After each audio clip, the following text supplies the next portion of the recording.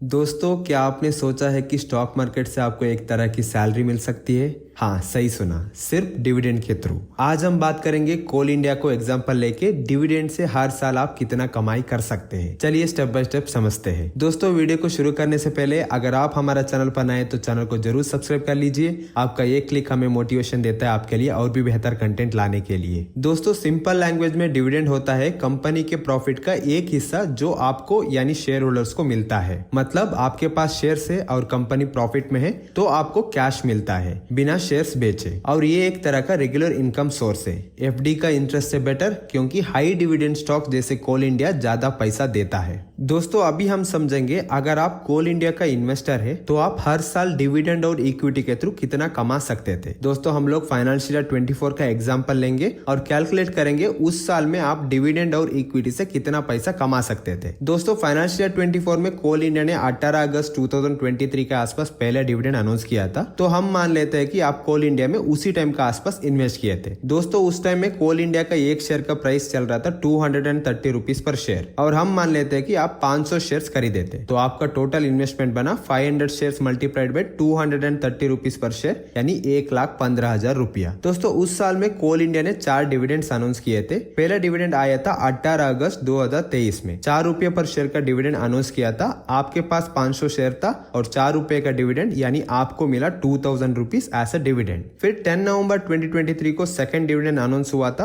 15.25 रुपया पर शेयर। आपके पास 500 शेयर था तो आपको मिला था 7625 रुपीज। फिर 12 फरवरी 2024 को कोल इंडिया ने 5.25 पर शेयर का डिविडेंड अनाउंस किया था, तो आपको मिला था 2625 रुपीज। फिर 2 मई 2024 को 5 रुपया पर शेयर का डिविडेंड अनाउंस किया था। आपके पास 500 शेयर्स थे तो आपको मिला 2500 रुपीज। तो दोस्तों, आपको टोटल डिविडेंड मिला उस साल में 14,750 रुपीज। दोस्तों, ये लगभग 13% रिटर्न है एक साल में। ये ऑलमोस्ट एफडी रिटर्न्स का डबल है, क्योंकि एफडी रिटर्न्स का यूजुअल रिटर्न 6 to 7% में वेरी करता है, और यहाँ पे आपको मिला है 13% पर ईयर। दोस्तों, अब चलते हैं इक्विटी रिटर्न्स के ऊपर। दोस्तों, आप जब शेयर्स को खरीदे थे उस टाइम का शेयर का भाव था 230 रुपये पर शेयर, और अभी मई 2024 में कोल इंडिया का एक शेयर का भाव था 450 रुपीज पर शेयर। तो आपका इक्विटी गेन बना 450 माइनस 230 मल्टीप्लाइड बाय 500 शेयर, यानी 1,10,000 रुपया। दोस्तों, अभी आपको टोटल रिटर्न्स मिला है डिविडेंड से 14,750 रुपीज और इक्विटी गेन है 1,10,000,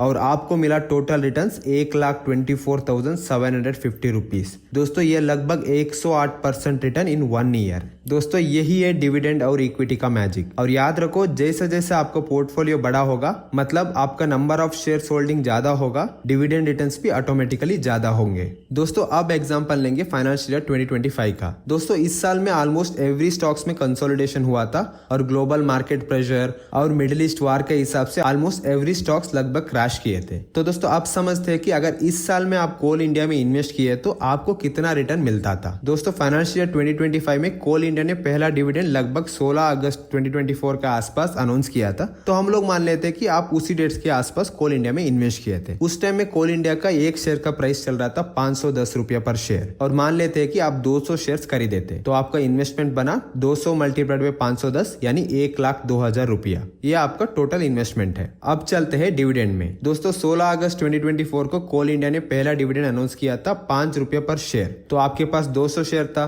तो आपको डिविडेंड मिला 1,000 रुपया। फिर 5 नवंबर 2024 को 15.75 पर शेयर का डिविडेंड अनाउंस किया था। आपके पास 200 शेयर थे तो आपको मिला था 3,150 रुपीज। फिर 27 जनवरी 2025 को 5.60 रुपया पर शेयर का डिविडेंड अनाउंस किया था, तो आपको मिला 1,120 रुपया। फिर 7 मई 2025 को 5.15 पर शेयर का डिविडेंड अनाउंस किया था। आपके पास 200 शेयर्स थे और डिविडेंड था 5.15, तो आपको मिला 1,030 रुपया। तो दोस्तों, आपको फाइनेंशियल 25 में टोटल डिविडेंड मिला 6,300 रुपीज। दोस्तों, ये लगभग 6% रिटर्न है, ऑलमोस्ट सेम एज एफडी। दोस्तों, अब चलते हैं इक्विटी गेन के ऊपर। दोस्तों, आप जब कोल इंडिया का शेयर्स को खरीदे थे उस टाइम में शेयर का भाव था 510 रुपया पर शेयर। अभी मई 2025 में कोल इंडिया का स्टॉक्स गिरकर एक स्टॉक का वैल्यू बना है 380 रुपया पर शेयर, तो आपको यहाँ पे इक्विटी लॉस हुआ है। उस लॉस का वैल्यू है 380 माइनस 510 मल्टीप्लाइड बाय 200 शेयर, यानी 26,000 रुपया का लॉस। तो आपका टोटल रिटर्न्स बना 6,300 रुपीज जो डिविडेंड का प्रॉफिट था उससे 26,000 रुपया को माइनस करना पड़ेगा, तो टोटल रिटर्न्स बन गया -19,700 रुपीज। ये लगभग 20% का लॉस है। दोस्तों यहाँ पे डिविडेंड यील्ड पॉजिटिव है 6,300 रुपीज, एक अच्छा वैल्यू है, लेकिन यहाँ पे इक्विटी गेन नेगेटिव हुआ है। तो दोस्तों यहाँ पे आपको एक पॉइंट कंसिडर करना जरूरी है, जब भी आप डिविडेंड बेस्ड पोर्टफोलियो बनाते हो आप लॉन्ग टर्म के लिए बनाते हैं, और कोई भी फंडामेंटली स्ट्रॉन्ग स्टॉक